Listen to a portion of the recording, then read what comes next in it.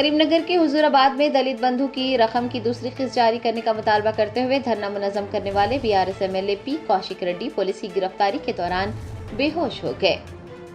जराये ने बताया है कि करीमनगर के हुजूराबाद में BRS MLA P Kaushik Reddy Dalit Bandhu रकम की दूसरी किस्त जारी करने का मुतालबा करते हुए धरना मुनज़्ज़म कर रहे थे। दरियासना पुलिस ने वहां पहुंचकर पी कौशिक रेड्डी को गिरफ्तार कर लिया।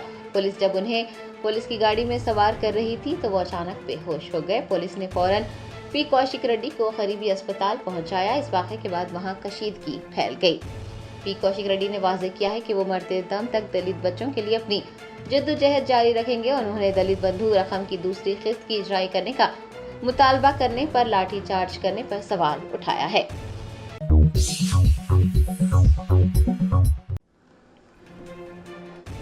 तेलंगाना में हुकूमत के फलाही इक़दामात को उजागर करते हुए वज़ीर आला रेवंत रेड्डी ने कहा, नरेंद्र मोदी ने तेलंगाना हुकूमत और कांग्रेस की दी गई जमानतों के बारे में झूठ बोला है।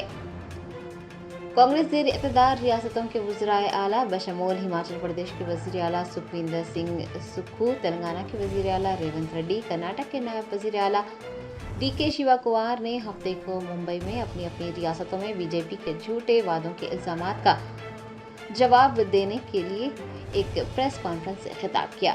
चीफ मिनिस्टर रेवंत रेड्डी ने इस मौके पर तेलंगाना की फलाही स्कीमात और कामयाबियों को उजागर करते हुए कहा कि नरेंद्र मोदी ने तेलंगाना हुकूमत और कांग्रेस की दी गई जमानतों के बारे में झूठ बोला है। उनका कहना था कि महाराष्ट्र में मुल्क में सबसे ज्यादा किसानों की खुदकुशी के वाक़यात पेश आए हैं, जबकि तेलंगाना में कांग्रेस हुकूमत ने जो वादा किया था उसे पूरा किया गया है।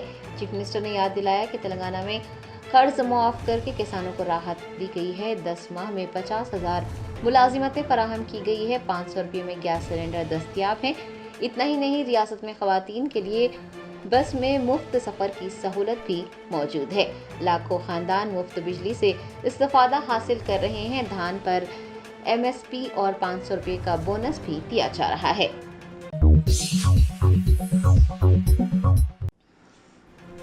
यूनाइटेड मुस्लिम फेडरेशन के सदर मौलाना सूफी खैरुद्दीन कादरी ने वक्फ बोर्ड चेयरमैन सैयद अजमतुल्लाह हुसैनी से मुलाकात करते हुए इमाम व मौज़िनीन के एजाज़िया समेत कई अहम मसाइल पर तबादला ख्याल किया है। ज़राए ने बताया है कि यूनाइटेड मुस्लिम फेडरेशन के सदर मौलाना सूफी खैरुद्दीन कादरी की सदारत में एक वफ्द ने वक्फ बोर्ड के दफ्तर पहुंचकर चेयरमैन सैयद अजमतुल्लाह हुसैनी से मुलाकात की। दरियासना चेयरमैन वक्फ बोर्ड को इमाम व मौज़िनीन के तनख्वाहों समेत कई अहम मसाइल से वाकिफ करवाया गया। मौलाना सूफी खैरुद्दीन कादरी ने चेयरमैन वक्फ बोर्ड को याद दहानी करवाई कि इंतखाबात के दौरान वादा किया गया था कि इमाम व मौज़िनीन की तनख्वाहों में इजाफा किया जाएगा। उन्हें माहाना 10,000 रुपये दिए जाएंगे। यूनाइटेड मुस्लिम फेडरेशन के सदर ने वक्फ बोर्ड चेयरमैन पर जोर दिया है कि वो फौरन इमाम व मौज़िनीन की तनख्वाहों में इजाफा करने के वादे को पूरा करे। वक्फ बोर्ड के चेयरमैन ने तमाम मसाइल बगौर सुने और इमाम व मौज़िनीन की तनख्वाहों समेत तमाम मसाइल अंदरून एक हफ्ता हल करने का यकीन दिलाया।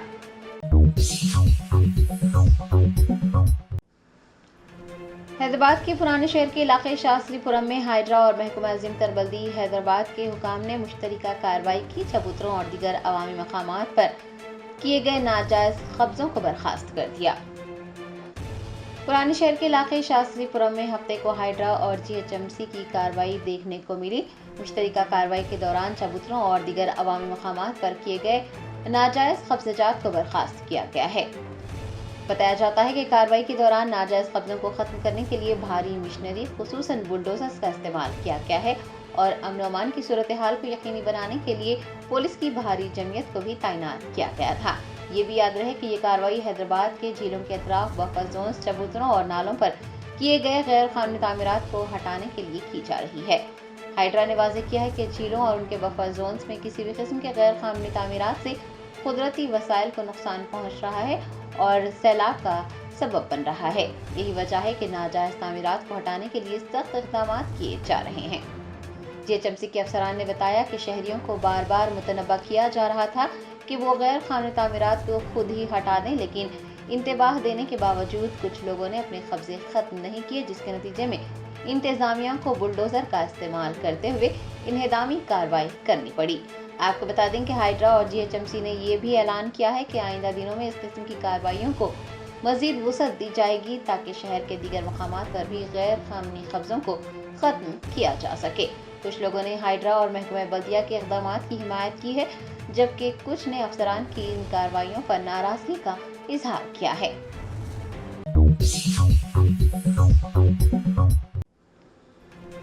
कुल-हिंद मजलिस इत्तेहादुल मुस्लिमीन के सदर व हैदराबाद रुकन पार्लियामेंट बैरिस्टर असदुद्दीन ओवैसी ने मजलिसी उम्मीदवार नासिर सिद्दीकी के हक में औरंगाबाद सेंट्रल हल्के में घर घर इंतखाबी मुहिम चलाई। रियासत महाराष्ट्र के असम्बली इंतखाबात में कुल-हिंद मजलिस इत्तेहादुल मुस्लिमीन के उम्मीदवारों को कामयाब बनाने के लिए बैरिस्टर असदुद्दीन ओवैसी जोर शोर से इंतखाबी मुहिम चला रहे हैं। उन्होंने हफ्ते को औरंगाबाद सेंट्रल हल्के के पैठन गेट, दलालबाड़ी, खोकरपुरा सब्जी मंडी और सलीख खाना में बड़े पैमाने पर इंतखाबी मुहिम चलाई और अवाम से फर्दन मुलाकात करते हुए मजलिसी उम्मीदवार नासिर सिद्दीकी के हक में अपने वोट का इस्तेमाल करने और उन्हें भारी अक्सरियत से कामयाब बनाने की अपील की।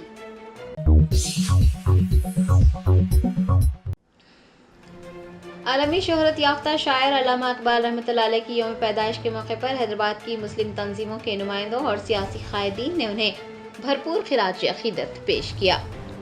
शायर मशरिक़ डॉक्टर अल्लामा इकबाल की यौम पैदाइश के मौके पर आज उन्हें दुनिया भर में याद किया गया है। शहर हैदराबाद के मुस्लिम तंजीमों के जिम्मेदारान और सियासी रहनुमाओं ने भी अल्लामा इकबाल को भरपूर खिराज अकीदत पेश किया है। सियासी कायदीन और मुस्लिम तंजीमों के जिम्मेदारान पर मुश्तमिल एक वफ्द ने इकबाल मीनार वाक़े तारामंडल कॉम्प्लेक्स सेक्रेटरीट रोड पहुंचकर मरहूम शायर को खिराज अकीदत पेश किया और उनकी खिदमत को याद किया। इस मौके पर तहरीक मुस्लिम शब्बान के सदर मोहम्मद मुश्ताक मलिक, अमजदुल्ला खान तर्जुमान मजलिस बचाओ तहरीक, मोहम्मद अब्दुल अजीज सदर MPJ, Syed Mustafa Mahmood general secretary Majlis Bachao Tehreek, senior रहनुमा सिकंदर उल्लाह खान, मोहम्मद शकील एडवोकेट सदर IUML के अलावा BRS रहनुमा रहीमुल्लाह खान नियाजी, TPCC के तर्जुमान सैयद निजामुद्दीन व दीगर मौजूद थे।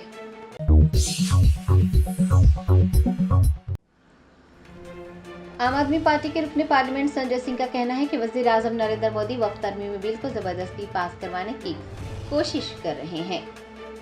आप MP संजय सिंह ने वज़ीर आज़म नरेंद्र मोदी को निशाना बनाते हुए कहा कि वो वक्फ तरमीमी बिल को पास कराने की जबरदस्ती कोशिश कर रहे हैं। तमाम पार्लिमानी उसूलों और रिवायत को छोड़कर JPC में बहस भी नहीं करना चाहते। उनका कहना था कि ऐसा पहली बार हुआ है जब तमाम अपोजिशन जमातों ने JPC का बायकाट किया है। इसके बावजूद भी इजलास मुनक्किद हो रहा है। उनका कहना था कि JPC महज एक ड्रामा है और मसाइल से तवज्जो हटाने का एक जरिया है। हकीकत में मोदी हुकूमत JPC में कोई बहस नहीं चाहती।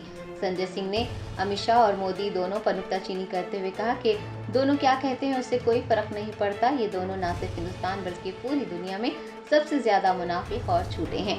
उनका कहना था कि ये मुल्क में मुसलमानों के खिलाफ नफरत फैलाते हैं, जबकि अमित शाह का बेटा दुबई के शेखों के साथ कारोबार करता है।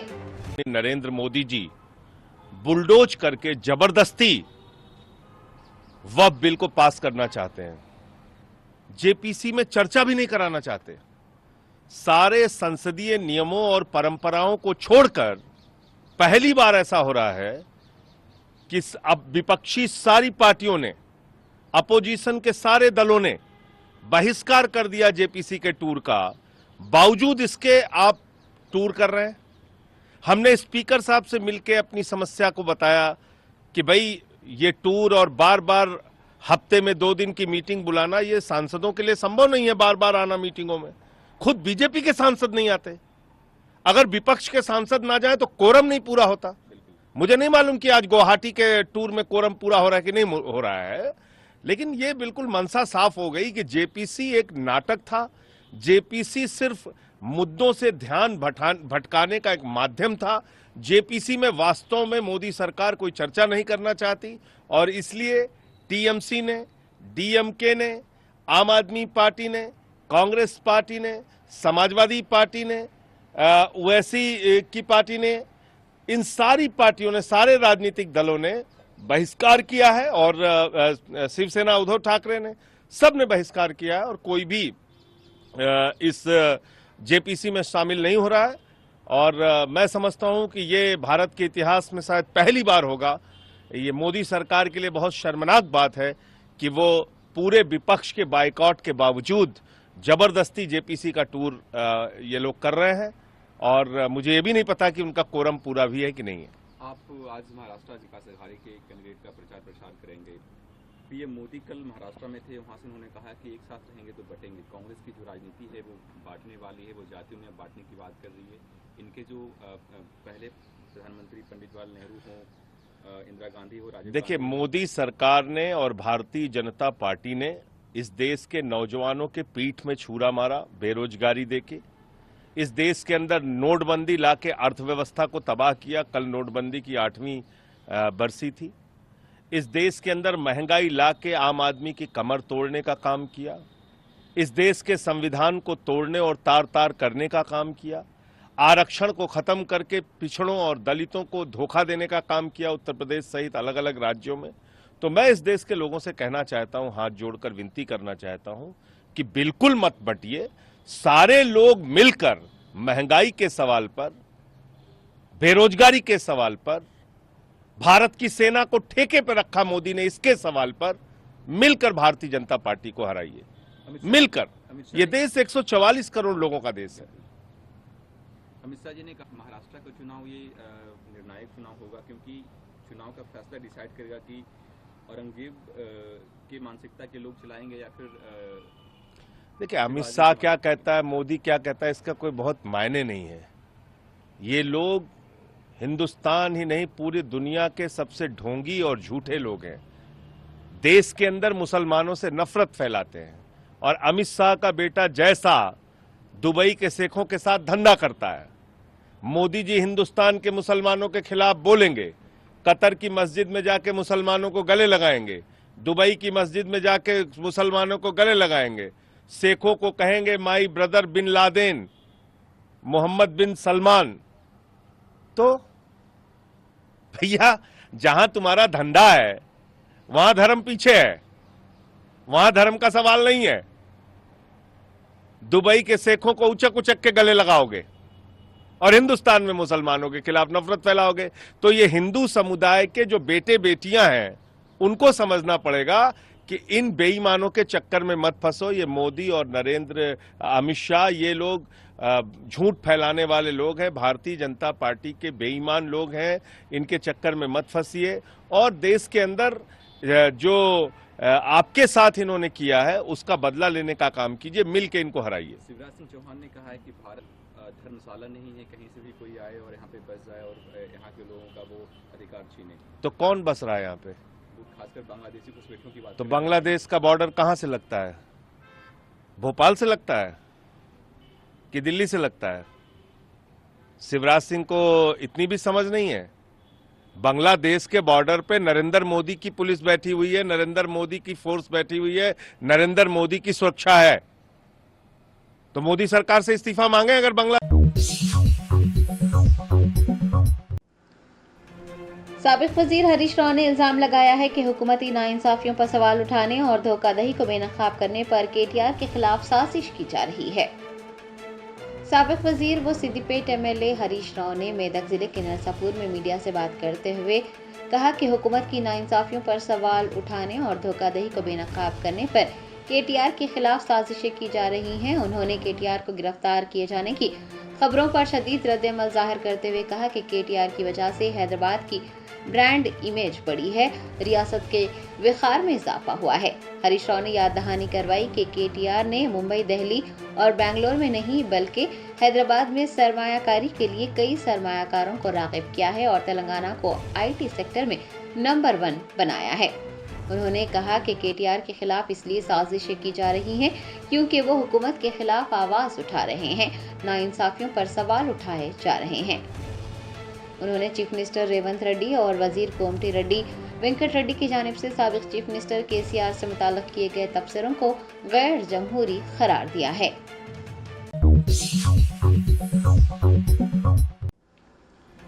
रियासत आंध्र प्रदेश के वजीर आला नारा चंद्रबाबू नायडू ने विजयवाड़ा से श्रीसैलम तक सी प्लेन सर्विस के लिए टेस्ट रन का इफ्तिताह किया। Chief minister N Chandrababu Naidu ने विजयवाड़ा के पनामी घाट में प्रकाशम बैरेज से श्रीसैलम तक सी प्लेन खिदमात का इफ्तिताह अंजाम दिया। शहरी हवाबाजी के वजीर के राम मोहन नायडू, मरकजी और रियासती हुकूमत के कई ओहदेदार इस मौके पर मौजूद थे। सभी ने विजयवाड़ा के पौनमी घाट से श्री सैलम तक समंदरी जहाज में सफर किया। हुकाम ने बताया है कि मुल्क में पहली बार सी प्लेन खिदमात को सियाहती मुकामात पर इस्तेमाल किया जा रहा है। श्री सैलम में सी प्लेन खिदमात के इंतजामात मुकम्मल कर लिए गए हैं। प्रकाशम बैरज से श्री सैलम तक 14 लोगों को सी प्लेन में सफर करने की इजाजत रहेगी। चीफ मिनिस्टर नारा चंद्रबाबू नायडू ने सी प्लेन खिदमात का आगाज करने के बाद कहा कि सी प्लेन का सफर एक जदीद सफर है और सियाहत रियासत आंध्र प्रदेश के लिए एक नेमत है। मखलूत हुकूमत की पॉलिसी है कि रियासत की तरक्की हो और दौलत में भी इजाफा हो।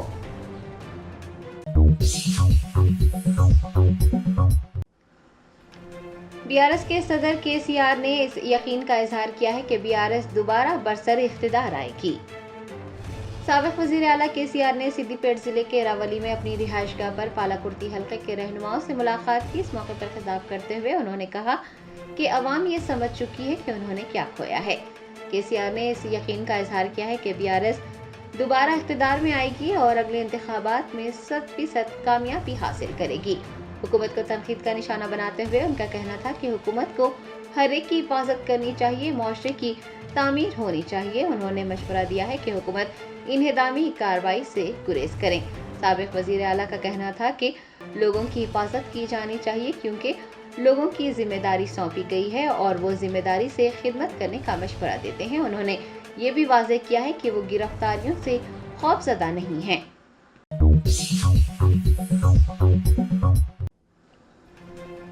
रियासत तेलंगाना में सहाफियों की गिरफ्तारियां हो रही हैं। एसओटी पुलिस ने वाईआर टीवी के रंजीत को गिरफ्तार कर लिया।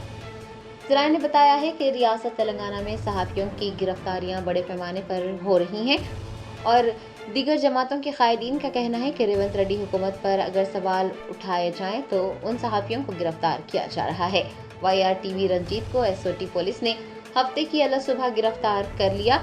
अपोजिशन जमातों के कायदीन ने रंजीत की एसओटी पुलिस के हाथों गिरफ्तार किए जाने के वाक़े की शदीद मजम्मत की है और गिरफ्तारी को गैर मुंसिफाना करार दिया है।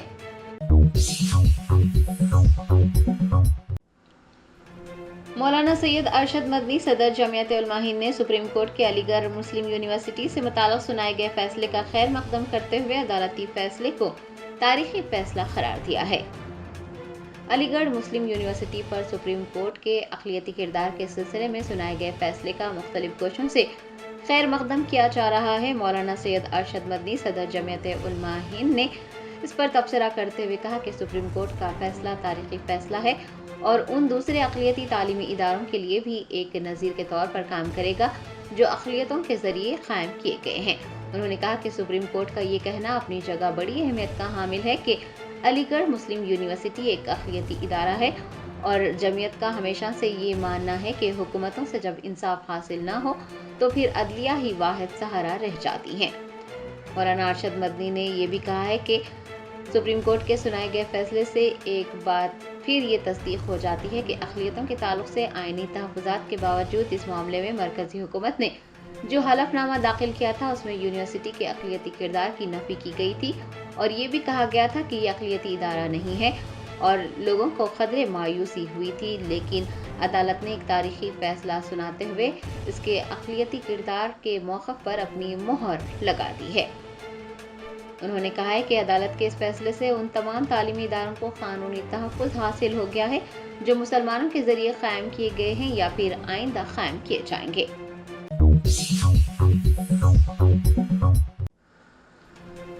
यूनाइटेड मुस्लिम फेडरेशन के सदर मौलाना खैरुद्दीन सूफी खादरी की सदारत में एक वफ्द ने गार्डन व्यू वक्फ मॉल का दौरा किया।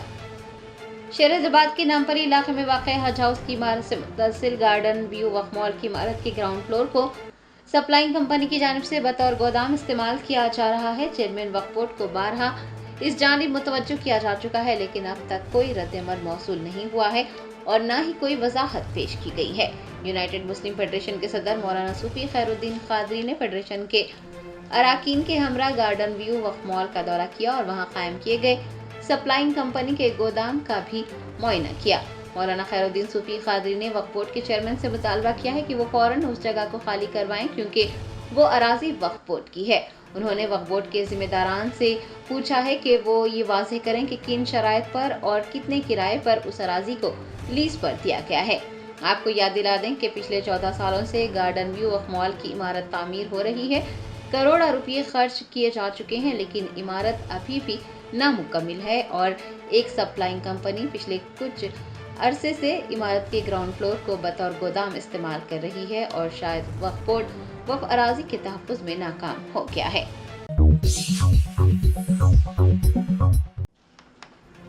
राजन्ना सिरसिला जिले में पुलिस ने बगैर इजाजत गैर कानूनी तौर पर कर्ज देने और फाइनेंस का कारोबार चलाने वालों के खिलाफ कार्रवाई की और 6 लोगों को हिरासत में ले लिया है। ज़राए ने बताया है कि राजन्ना सिरसिला जिले में पुलिस का बड़ा क्रैकडाउन देखा गया। पुलिस ने बगैर इजाजत गैर कानूनी तौर पर कर्ज फराहम करने और फाइनेंस का कारोबार चलाने वालों के खिलाफ कार्रवाई की। जिला भर में कुल 24 टीमें तश्कील दी गई और अचानक तलाशी मुहिम चलाई गई। दरिया असनाद 6 अफराद को हिरासत में लेकर उनके कब्जे से तकरीबन 80 लाख रुपये और कई अहम दस्तावेजात जब्त किए गए हैं।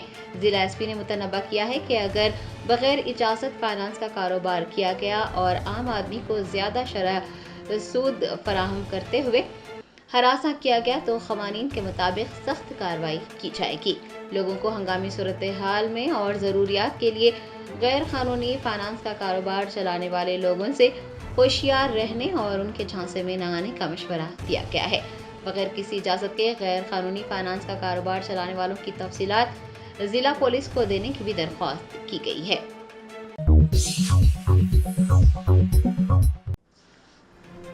तेलंगाना में जामे खानदानी सर्वे जारी। ओहदेदारों ने राजभवन पहुंचकर रियासती गवर्नर जिष्णु देव वर्मा की तफसीलात का इंदराज किया।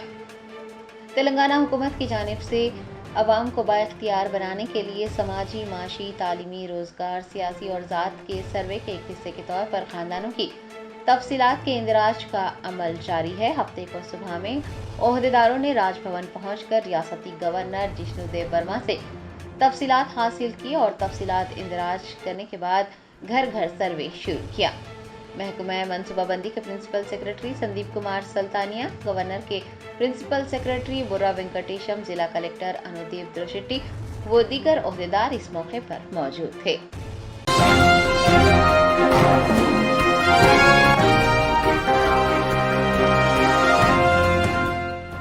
Germanton super speciality hospital, national award winner doctor Mir Jawad Zar Khan, German trained senior orthopaedic surgeon and director, माहिर डॉक्टर्स डॉक्टर वासिफ आजम और doctor Bharavi Chanduri, senior cardiologist और दीगर डॉक्टर्स नुमाया खिदमत अंजाम दे रहे हैं। Robotic surgery, advance cath lab, MRI, operation theatre, ICU, 2D ultrasound जैसी सहूलियात से आरास्ता कॉर्पोरेट लेवल हॉस्पिटल। वाजबी फीस में हर मर्ज से शिफायाबी के लिए Germanton super speciality hospital, Attapur.